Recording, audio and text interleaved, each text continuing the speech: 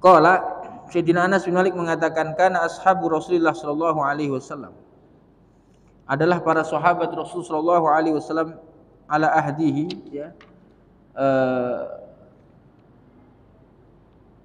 di masa Rasul sallallahu alaihi wasallam, yang tadhirunal isya'a, pernah suatu saat mereka itu menunggu sholat isya berjamaah bersama Rasulullah, hatta takhfiqa ru'usuhum, hingga kepala mereka itu sampai terangguk-angguk.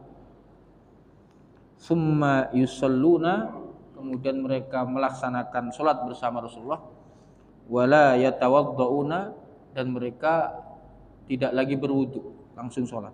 Akhrajahu Abu Dawud wa sahhahahu ad-Daruqutni wa asluhu fi Muslim. Hadis ini ditakhrij atau dikeluarkan oleh Imam Abu Dawud dan disahihkan oleh Imam ad-Daruqutni, dan asal daripada hadis ini dalam kitab Sahih Muslim. Jadi hadis ini ada kronologinya. Kronologinya begini. Suatu saat ketika waktu Isya telah tiba, taruhlah Bilal bin Rabah itu adzan. Setelah adzan, biasanya setelah melaksanakan sholat sunnah, atau mungkin kalau di sini sekitar 5 menit kemudian, Bilal iqomah. Bilal iqomah itu ada beberapa versi. Kapan Bilal itu iqomah? Kadang-kadang Bilal itu iqomah kemudian Nabi Muhammad keluar dari rumahnya. Atau yang kedua, Nabi Muhammad keluar baru kemudian Bilal iqomah. Pokoknya kalau Rasulullah kedengaran suara kotak pintu keluar, nah itu Bilal biasanya iqomah. Ini ceritanya Rasulullah itu terdengar suara pintu rumah beliau terbuka, atau ada suara kaki Rasulullah. Biasanya kalau kaki seseorang itu kan ada cirinya, Pak. Terompahnya ada cirinya. Dulu waktu saya mondok itu, terompahnya Abah Yai itu beda dengan yang lain. Kalau ada terompah itu kita kenal banget, ini suara terompahnya Kiai saya ini. Karena jalannya ya beda lah, nggak bisa ditiru itu. Setiap kita punya ciri-ciri seperti itu. Terdengar ada suara Rasulullah keluar, lalu Bilal berdiri iqomahnya. Ketika Rasulullah mau masuk ke masjid, disebutkan ada seseorang yang mendatangi Rasul sallallahu alaihi wasallam. Faqala rajulun li hajatun, faqama an-nabi sallallahu alaihi wasallam yunaji hatta namal qaum au ba'dul qaum summa sallu. Jadi ketika Rasulullah mau masuk pintu masjid, tiba-tiba ada orang yang mendatangi beliau. Terjadi khilafiyah di sini. Orang ini siapa? Ada yang mengatakan pemuka Madinah tapi kafir. Ada juga seorang sahabat. Terjadi perbedaan pendapat di sini. Tapi intinya ketika Rasulullah mau masuk masjid, ada orang yang ngajak bicara dan diladeni oleh Nabi Muhammad. Ternyata pembicaraannya ini bukannya sebentar tapi lama. Bukanlah semenit, 2 menit, berjam-jam lamanya, ngobrol panjang. Sampai para sahabat di dalam masjid tadi yang sudah pada berdiri, ya. Kalau iqomat kan mereka berdiri. Nabi ini kok nggak masuk-masuk. Lama-lama kakinya pegel, Pak. Satu demi satu pada duduk. Rasulullah lagi nyantai di luar itu, lagi ngobrol aja. Ini para sahabat saat itu ya nggak berani nyelonong satu orang jadi imam, nggak berani, karena saat itu yang boleh jadi imam hanya Rasul. Ditungguin bener Nabi Muhammad itu. Dari lama-lama semuanya pada duduk, berdiri semua kan, semua udah pada duduk. Diduduk itu dikira paling sebentar lagi masuk, nggak masuk juga Rasulullah. Sampai para sahabat itu ada yang ketiduran, Pak, saking lamanya. Bahkan ada yang sampai ngorok. Tidur itu sampai apa? Karena nungguin Nabi Muhammad lagi apa? Ngobrol. Ya mungkin kira-kira 3 jam itu Rasulullah apa? Ngobrol itu. Dari jam 8 sampai jam 12 kira-kira kayak gitu. Ngobrol. Ketika Rasulullah masuk ke masjid, beliau lihat para sahabat sudah pada apa? Tidur, sudah pada ya ada yang melek, ada yang tidur-tiduran. Udah ngantuk pada malam. Nabi masuk ke masjid langsung diserukan kepada mereka, bangun, bangun, bangun, Nabi datang, Nabi datang. Mereka pada berdiri. Nabi senyum sambil mengatakan, innahu lawaqtuha laula an asyqa ala ummati. Ini waktu sholat isya yang paling yang paling utama dan aku sukai untuk melaksanakan, andai kata umatku tidak apa? Merasa keberatan. Innahu lawaqtuha, sesungguhnya ini sholat, ini waktu tengah malam adalah waktu yang terbaik untuk melaksanakan sholat isya, andai kata umatku tidak merasa apa? Berat. Kemudian Nabi Muhammad maju menjadi imam dan para sahabat langsung ikut sholat bersama Rasulullah SAW, dan disebutkan di sini wala yatawaddau, dan mereka tidak berwudu lagi, langsung ikut sholat bersama Rasul. Setelah peristiwa ini Nabi enggak menegur dan tidak ada ayat Quran yang turun untuk menegur para sahabat kalau para sahabat salah. Biasanya kalau sahabat salah itu Nabi tegur, atau kalau enggak turun ayat Al-Quran menegur. Nah, disinilah kemudian diambil kesimpulan bahwa tidur itu ya, tidak membatalkan apa? Wudu. Di tidur itu tidak membatalkan wudu. Tapi ini kalimat ini masih koma, terjadi khilafiyah lagi di antara para ulama. Tidur yang bagaimana yang tidak membatalkan wudu? Ada yang bilang pokoknya kalau tidurnya masih belum full, tidurnya itu masih ya baru tidur, nah itu enggak batalin wudu. Menurut sebagian apa? Ulama. Jadi hadis ini mempunyai makna yang sangat luas di sini. Terjadi apa? Perbedaan pendapat. Kalau bahasa usul fikihnya ini hadis mustarok. Mustarok itu mempunyai banyak penafsiran. Ada yang menafsiri berdasarkan hadis ini bahwa tidur itu tidak membatalkan wudu asal tidurnya itu belum pulas. Kalau orang tidur duduk itu kan enggak pulas. Tapi ada yang bilang, wah sahabat Nabi ini tidurnya enggak hanya duduk Pak, ada yang telentang juga. Jadi ada yang mengetengahkan seperti itu. Nah inilah Pak, kenapa kita ini perlu merujuk ulama di dalam memahami hadis. Kalau kita tidak merujuk kepada ulama, kacau kita dalam memahami hadis ini. Kita akan menganggap bahwa tidur itu tidak membatalkan apa? Wudu. Jadi pendapat pertama mengatakan tidur itu tidak membatalkan wudu dengan catatan tidurnya baru sebentar, baru awal tidur. Kalau pendapat Imam Syafi'i, beliau mengatakan bahwa tidur itu tidak membatalkan wudu selama mumakkinan maq'adatahu minal ardh.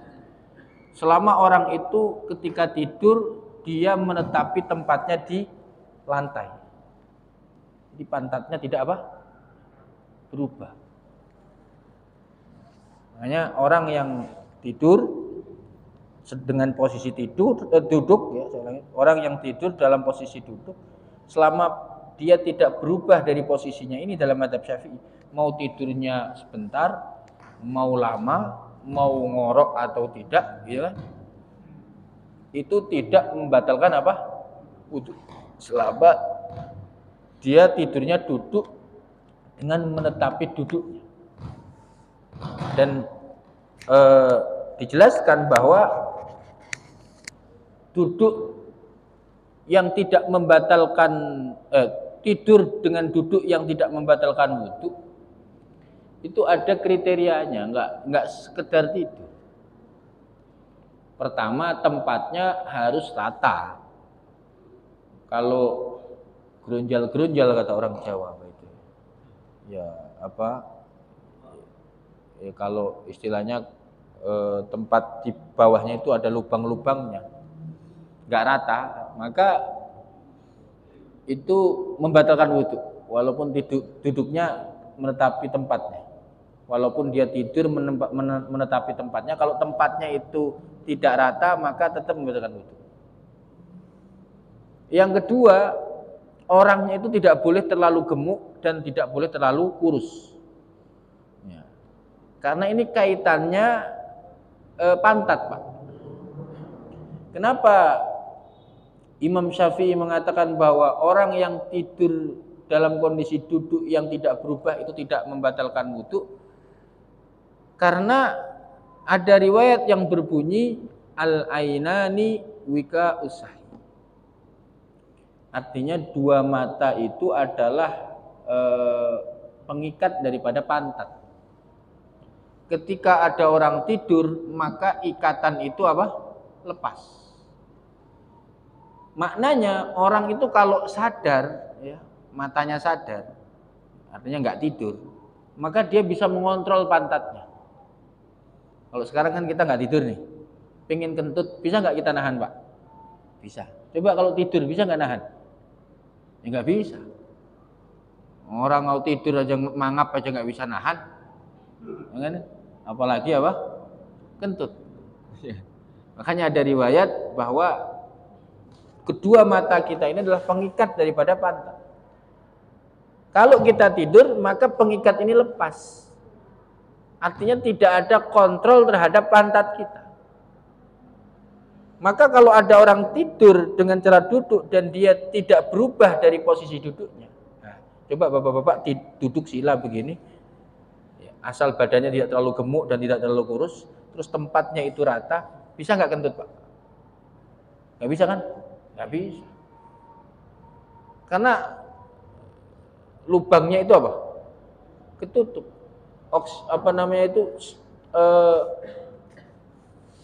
Anginnya itu nggak bisa keluar. Jadi mandek di situ. Jadi aman. Jadi kata Imam Syafi'i, bukan masalah tidurnya yang membatalkan wudu, tapi kentutnya yang membatalkan. Wah, saya kan selama tidur nggak kentut, Pak. Lah, bagaimana Anda tahu bahwa Anda ketika tidur nggak kentut? Kalau ada orang bilang, wah saya selama tidur tuh nggak kentut, terus bagaimana caranya mengetahui bahwa kita nggak kentut? Kan nggak bisa terkontrol diri kita. Jelas ya? Nah, maka kata mazhab Syafi'i, hadis ini maknanya para sahabat saat itu semuanya tidur dalam kondisi duduk yang menetapi tempatnya. Mereka tidak berubah dari tempatnya. Sehingga kesimpulannya, orang yang tidur apabila tidurnya itu dalam kondisi duduk seperti para sahabat Nabi, ya kan? Dan dia tidak berubah dari posisi duduknya ketika tidur itu, maka tidurnya dalam kondisi duduk itu tidak membatalkan wudu. Jelas ya? Bagaimana kalau nyandar? Nyandar itu batal. Sering kejadian itu kalau sholat Jumat biasanya yang memang oknum-oknum tidur gitu kan. Itu mencari tempatnya yang agak nyaman. Wojok, apalagi khotibnya ini kayaknya khotibnya ini lama ini. Khotibnya lama dan materinya enggak menarik ini. Akhirnya dia mojok, udah nyandar aja udah tidur nih. Ketika iqomah kemudian berdiri ikut sholat, dia sholatnya enggak sah dalam mazhab Syafi'i. Kenapa? Loh tadi tidurnya nyandar, Pak. Jadi orang yang wudunya tidak batal dalam kondisi tidur duduk itu kalau duduknya itu tidak nyender, baik nyender ke belakang, nyender nyamping atau nyender ke depan. Jelas ya? Tapi kalau sudah ketika dia tidur kan duduk ya. Ketika awal tidur dia duduk. bangun-bangun kepalanya sudah jungkir balik di depan. Batal udah berubah posisinya. Ya. Jelas ya. Jadi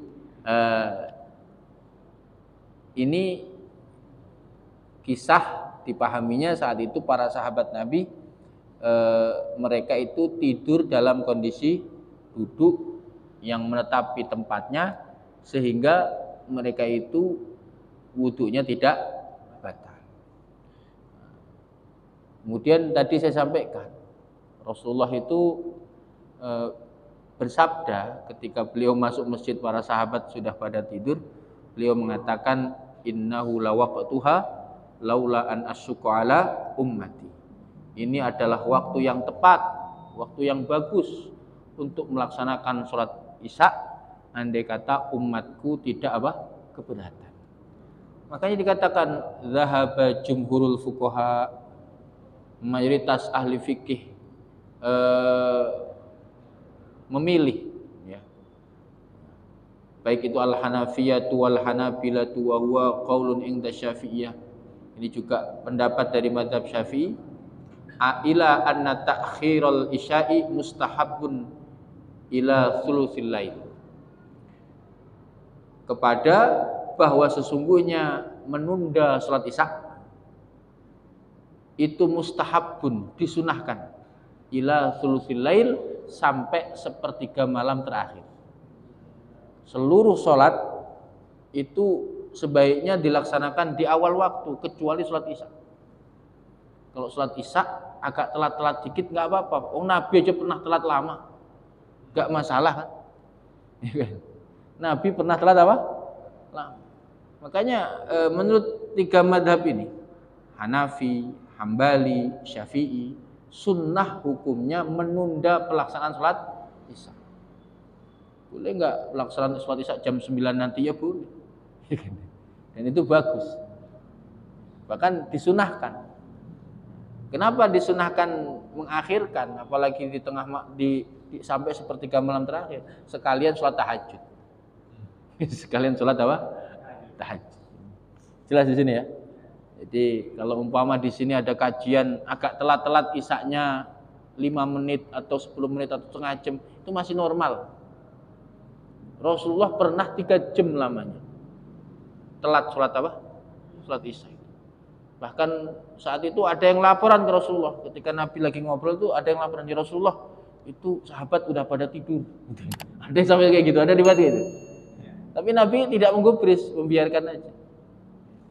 Jadi Bapak yang dimuliakan oleh Allah, demikian. Ada pertanyaan?